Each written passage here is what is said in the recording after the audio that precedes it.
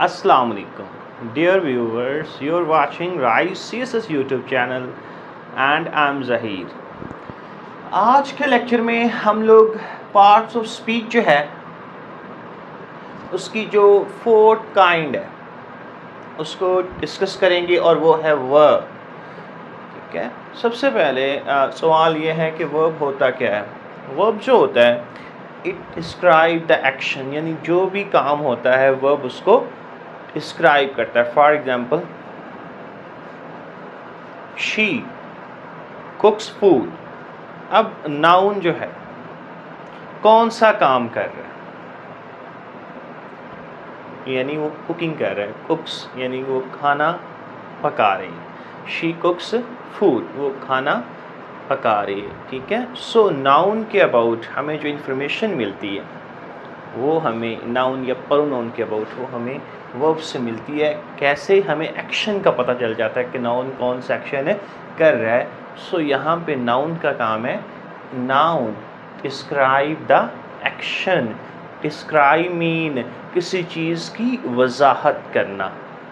ठीक है, उसके बाद हम आज डिस्कस करेंगे कि वर्ब की कैटेगरीज कौन है, यानी कौन सी कैटेगरीज के अंदर वर्ब को डिवाइड किया गया है. बेसिकली वर्ब्स को 4 कैटेगरीज के अंदर, और कुछ जो हैं जो यानी लैंग्वेज टीचर्स और जो लिंग्विस्ट हैं वो ये कहते हैं कि वर्ब को 5 कैटेगरीज के अंदर डिवाइड किया गया है.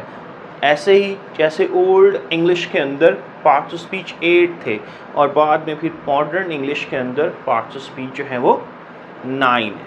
ठीक है, आर्टिकल को भी पार्ट्स ऑफ स्पीच में ऐड कर दिया गया. So there are 5 categories of verb. Number 1 transitive. Number 1 है ट्रांजिटिव.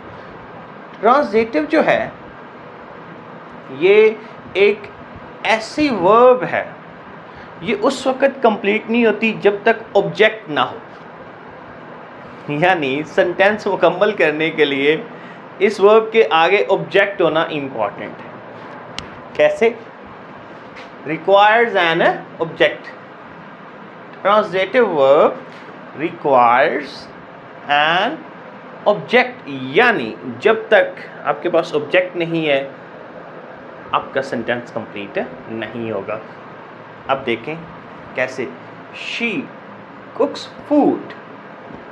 अगर हम इस सेंटेंस में लास्ट वाला ऑब्जेक्ट निकाल दें तो जो है ना वो वर्ब कंप्लीट नहीं होगी, यानी एक अंडरस्टैंडिंग जो है वो सेंटेंस की बिल्कुल भी नहीं बनेगी. यानी एक ऐसी वर्ब जिसे अपने साथ ऑब्जेक्ट का होना जो है वो इम्पॉर्टेंट होता है उसके लिए, उसको हम जो है ट्रांजिटिव वर्ब कहते हैं.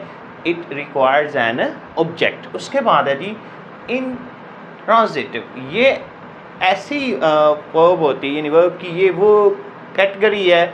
इन ट्रांजिटिव ये वर्ब की वो कैटेगरी है जिसमें ऑब्जेक्ट रिक्वायर नहीं होता. अगर आप ऐड कर दें तो उसमें भी कोई हर्ज नहीं, यानी ऑब्जेक्ट के बगैर भी सेंटेंस के कंप्लीट मीनिंग बन जाते हैं. For example bird fly in the air. So यहाँ पे ये देखें बर्ड फ्लाई, परिंदे उड़ते हैं. अगर हम इसमें last part in the air add ना करें तब भी ये सेंटेंस मुकम्मल कंसीडर होगा.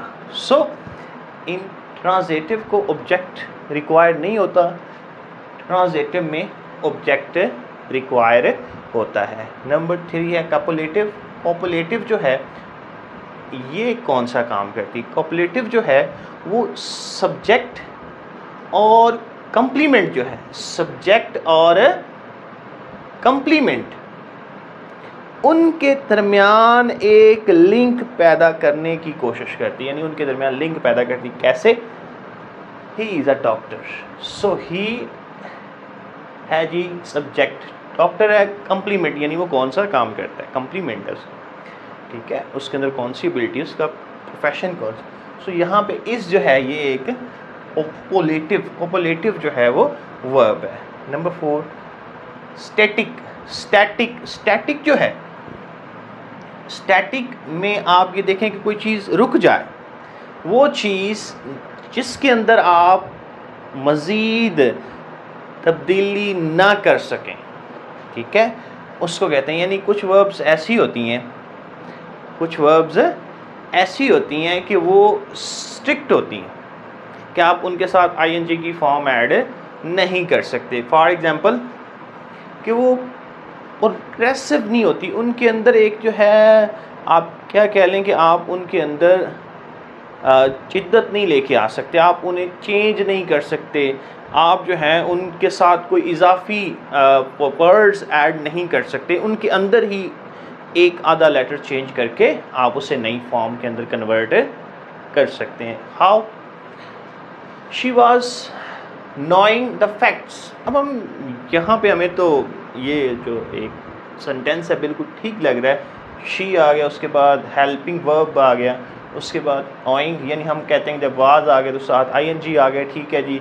द फैक्ट्स देखने में तो ये बिल्कुल ठीक लग रहा है, लेकिन नोइंग जो है इसकी सेकंड फॉर्म न्यू तो हो सकती है, नौ की सेकंड फॉर्म न्यू तो हो सकती, लेकिन नोइंग नहीं हो सकती। यानी ये जो है एक प्रोग्रेसिव जो है वर्ब नहीं है, स्टैटिक है, यानी रुक जाने वाला, ठीक है। सो ये एग्जैक्ट सेंटेंस होगा she was new the facts, ठीक है। उसके बाद डायनामिक इसके उल्ट है, इसके ओपोजिट है। हाउ इट एडमिट, जो एक फर्दर चेंज होती है उसको ये एडमिट करती है। How she is going to college, उसके बाद है, ये तो 5 थी categories of verb. Transitive, it requires an object. Intransitive, it does not require an object. Copulative, it create link between subject and complement. Static verb जो है, ये जो है वो एडमिट नहीं करती, मज़ीद जो प्रोग्रेस होती है उसे, और डायनामिक जो है ये एडमिट करती है, यानी आप उसे कुछ वर्ड्स और ऐड करके, यानी कुछ लेटर्स और ऐड करके आप वर्ब को एक नई फॉर्म के अंदर कन्वर्ट कर सकते हैं। तो ये थी कैटेगरीज ऑफ वर्ब। अब हम एक ही बहुत ही इम्पॉर्टेंट फर्दर वर्ब के अबाउट बात करने लगे हैं, और वो है कि according to the function of verb in phrase, यानी फ्रेज में फंक्शन के हिसाब से वर्ब की कितनी इकसाम है। फ्रेज के अंदर फंक्शन के हिसाब से वर्ब की 2 काइंड्स, कितनी काइंड्स हैं? 2 काइंड्स है, यानी 2 मेन इकसाम है। कौन कौन सी हैं जी? नंबर 1 है लेक्सिकल, नंबर 2 है ऑक्सिलरी। नंबर 1 जो है ये फर्दर 2 टाइप्स के अंदर डिवाइड की गई, regular verb and irregular verb. Regular verb and irregular verb. Regular verb उस वर्ब को कहते हैं जो कि वीक वर्ब हो, कैसे? यानी उससे आप नए वर्ड्स के अंदर जो है वो ऐड नहीं कर सकते, उससे आप नई वर्ब जो है वो, यानी वर्ब की फॉर्म जब उसे वर्ब की फॉर्म के अंदर आप कन्वर्ट करेंगे तो उसमें जो है वो वर्ड का जो बेसिक स्ट्रक्चर है वो चेंज नहीं होगा। रेगुलर वर्ब में सिर्फ आप वो बेसिक वर्ड वही रहेगा, और उसके साथ आप एस का इजाफा कर सकते हैं, एंड पे ईडी का इजाफा कर सकते हैं, और एंड पे आईएनजी ऐड कर सकते हैं। इससे कहते हैं रेगुलर वर्ब। कुछ लोग रेगुलर वर्ब को स्ट्रॉन्ग वर्ब कंसीडर कर लेते हैं, नहीं, रेगुलर वर्ब जो है वो वीक वर्ब उसे बोला जाता है, क्योंकि उसका जो बेसिक वर्ड है वही बिल्कुल सेम रहेगा। फॉर एग्जांपल वर्ड है वॉक, सो वॉक, आगे वॉक्स एस लग गया, वॉकड ईडी लग गया। बेसिक जो वर्ड था ना वॉक, वो वही रहा। जब बेसिक वर्ड सेम रहता है so that is called regular verb and weak verb. ठीक है। सेकंड लेक्सिकल जो वर्ब है उसकी काइंड है इर्रेगुलर वर्ब। इर्रेगुलर वर्ब में बेसिक वर्ड चेंज हो जाता है। जब आप वर्ब की फॉर्म चेंज करते हैं तो बेसिक वर्ड चेंज हो जाता है। For example go, went. अब गो का कोई पार्ट तो नहीं है इसके अंदर, गो वेंट, कौन, गो वेंट कौन। सो बेसिक वर्ड का जो स्ट्रक्चर था वो भी चेंज हो गया। रूट जिसको हम बोलते हैं वो नहीं रहा, इसे इर्रेगुलर वर्ब कहते हैं और इसे स्ट्रॉन्ग वर्ब भी बोला जाता है। सो ये था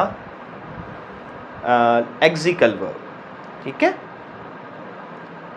ये कौन सा था, एक्सिकल और लेक्सिकल की आगे फर्दर टू काइंड्स।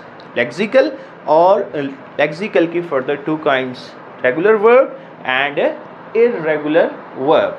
अब बात करते हैं सेकंड जो कैटेगरी है एक्सिलरी वर्ब्स जो हैं, ये भी दो पार्ट्स के अंदर तकसीम है। ये भी, इसकी भी आगे फर्दर टू टाइप्स। ठीक है, इसकी फर्दर टाइप्स कौन कौन सी हैं। फर्स्ट वन है, उससे कहते हैं प्राइमरी। फर्स्ट वन को क्या बोलते हैं, primary, primary verb. Second one को कहते हैं द ऑडल, द ऑडल। ठीक है। सो जो प्राइमरी है वो उसके अंदर जो है आते हैं हु, डज, हैव, हैज़ और बी की हालतें, इज़, आर, एम, वाज, वर। ये सारे जो हैं इन्हें बोलते हैं प्राइमरी वर्ब। ठीक है। और जो सेकंड इसकी काइंड है उसके अंदर आते हैं will, would, shall, should, might, might to, ought, ought to. So उनको हम सेकंड कैटेगरी के अंदर इंक्लूड करते हैं। सो ये है वर्ब, वर्ब की categories and kinds of verb according to their function in phrase. अगर आपको मेरी आज की वीडियो पसंद आई हो तो मेरा चैनल सब्सक्राइब करना ना भूलिएगा। अल्लाह हाफिज़।